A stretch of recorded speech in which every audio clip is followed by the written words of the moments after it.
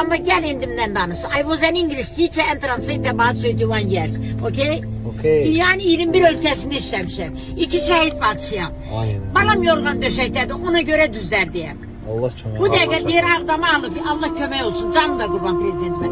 Amma versən gedim sarı torpaqdan, samandan Ağdamda kərpiç kəsim. Ayda 160 manat ev kirəsi verirəm. Bana dünyanın yersi belə baxanda papağım düşər. 110 kilo çəkisi 1,9 boya oğlum 9 ildir. İndindi yeriməyə başlayıb, bir həkim köməklədi. Allah şəfasını daim ömrünün bir dənə də 12 yaşında balası var. Neyniyim? Allah şəfasını. Elə bilsən durab günə 8 saat. Heç o şey yoxdur. Daxili İşlər Nazirliyi. Onun qabağında belə can güdən oğlanlar var. Bir saatdan artıq ayaqsa duramırlar. Orada bir işləyir, oğlumun dostu. Deyir, ana necə gedir orada durur. Ben deyir, elə məhətdə aparatda nədir bu? Ağdamlısı da var. Deyəcəydim, yes of course. Bəli. Çox şeylər yadımdan çıxır. 15 ildir bunu atmışam. Neyniyim?